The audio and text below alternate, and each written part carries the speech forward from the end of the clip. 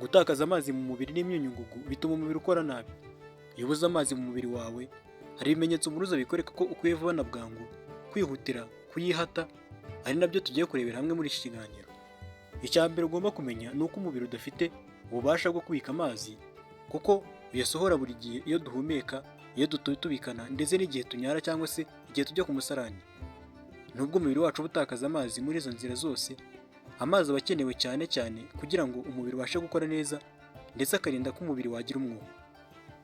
Gutakaza amazi menshi bishobora guturuka ku bintu bitandukanye, nko kubira ibyuya byinshi nyuma yo kuva mu myitozo ngororamubiri, kugira umuriro mwinshi cyangwa se kuba uri ahantu hashyushye hari ubushyuhe bwinshi, kuruka no kurwara impiswi, kurwara indwara za karande nka diyabete ndetse n'izindi. Ibimenyetso 8 bikunda kugaragaza ko umubiri wawe watakaje amazi menshi kandi ufite umwuma, nk'uko bitangazwa n'urubuga Santé Plus Mag, nibyo tugiye kugarukaho. Icya mbere ni ukunyara inshuro nkeya kandi inkari nkeya. Umubiri wacu ku mpuzandengo ushobora gusohora litiro 2 z'inkari ku munsi. Bisobanuye ko nibura umuntu ajya kwihagarika nibura hagati y'inshuro 6 n'8 ku munsi ku manywa, cyangwa se inshuro imwe nibura nijoro. Niba ubona ko inkari nyara ari nkeya kandi ukajya kwihagarika inshuro nkeya, gishobora kuba ari ikimenyetso cy'uko umubiri wawe watakaje amazi kandi ukaba ukeneye kunywa ayandi. Ikimenyetso cya kabiri ni ukugira uruhu rukanyaraye. Amazi agira umumaro ukomeye mu mikorere y'umubiri wacu. Umwe muri iyo harimo gutuma uruhu ruguma rutoshye. Ni kubw'iyo mpamvu umuntu asabwa byibuze kunywa hagati ya litiro 1.5 ndetse na litiro 2 z'amazi ku munsi. Kugira uruhu rwumagaye ni kimwe mu bimenyetso bigaragaza ko umubiri watakaje amazi menshi. Rimwe na rimwe iyo uhinnye uruhu, hari igihe rutinda gusubira mu mwanya warwo. Ibyo biba bigaragaza yuko ufite umwuma mu mubiri wawe. Ikimenyetso cya gatatu kigaragaza yuko umuntu afite amazi make mu mubiri ni ukurwara umutwe kwa hato na hato. Ubushakashatsi bwa Maastricht yo mu Buholandi bwanyujije mu kinyamakuru cy'ubuzima cyitwa Family Practice bwagaragaje ko kunywa amazi menshi bifasha mu kugabanya kurwara umutwe kwa hato na hato ndetse no kuribwa kwa hato na hato n'umutwe. Ni ubushakashatsi bwakorewe ku bantu 100 barwaraga umutwe kwa hato na hato. Abashakashatsi bagiriye inama 1/2 cyabo kunywa litiro 1.5 y'amazi ku munsi mu gihe cy'amezi 3. Abagiwe inama bagaragaje impinduka ndetse ubuzima bwabo burushaho kumera neza nyuma yo kubyubahiriza. Kimwe mu bimenyetso bikunda kuranga abantu benshi kigaragaza ko umubiri ufite umwuma ni ukurwara umutwe kwa hato na hato. Bihurirwaho na benshi. Kimwe n'izindi ngingo z'umubiri, ubwonko nabwo buba bukeneye amazi kugira ngo bukore neza. Ari nayo mpamvu iyo amazi yabaye make bwohereza ibimenyetso bigatuma umuntu aribwa umutwe.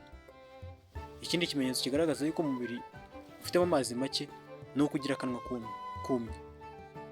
Kamwe mu kamaro k'amazi mu mubiri harimo no gufasha mu ivurwa ry'amacandwe no kudufasha mu kumira ibiryo no kurinda ko akanwa habamo umwuma. Iyo haramutse habayeho igabanuka ry'amazi, bituma habaho igabanuka ry'imvubura ivubura amacandwe, ari naho hava kumagara mu kanwa. Ikindi kimenyetso ni uguhinduka kw'ibara ry'inkari. Ibara risanzwe ry'inkari ni umuhondo werurutse, ariko ibara rishobora guhinduka bitewe n'impamvu zinyuranye. Ibara rishobora kuba ryerurutse cyane bitewe n'uko wanyweye amazi menshi, cyangwa se ibara ryazo ryijimye biturutse ku biryo wariye birimo ibirungo, cyangwa se bigaturuka ku kuba umubiri wawe wabuze amazi. Uko umubiri wawe ukeneye amazi menshi niko ibara ry'inkari rirushaho kwijima. Ikindi kimenyetso kigaragaza yuko umubiri harimo amazi make ni ukugira inzara cyane. Hari igihe kimwe na kimwe umubiri wibwira yuko ushonje kandi ari uko ufite inyota. Uko kwitiranya byombi bikorwa n'igice cy'ubwonko cyitwa hypothalamus, gifite imimaro inyuranye harimo no gutandukanya ibyo bibiri byombi twari tuvuze haruguru, kuba ufite inyota ndetse no kuba ushonje. Rimwe na rimwe rero hari igihe hypothalamus ibyitiranya, ikohereza ibimenyetso by'uko umubiri ushonje kandi nyamara wari ukeneye amazi. Niba ufite inyota, unywa amazi utegereze iminota mike, hanyuma wumve niba bigabanuka mbere yo kwihatira kurya ako kanya. Ikindi kimenyetso kigaragaza yuko mu mubiri harimo umwuma cyangwa se harimo amazi make ni ukugira isereri. Kugira isereri bishobora guturuka ku mpamvu nyinshi z'ubuzima zoroheje cyangwa se zikomeye. Kubura amazi mu mubiri nabyo bishobora gutera isereri kuko umubiri uba wacitse intege kubera kubura amazi. Ikindi kimenyetso ni ukugira amazinda kwa hato na hato. Uturemangingo tw'ubwonko tugirwaho ingaruka no kubura amazi mu mubiri.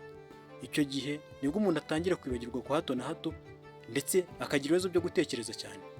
Ngibyo ibimenyetso twagarutse muri kino kiganiro bigaragaza yuko mu mubiri wawe ushobora kuba ufite amazi makeya.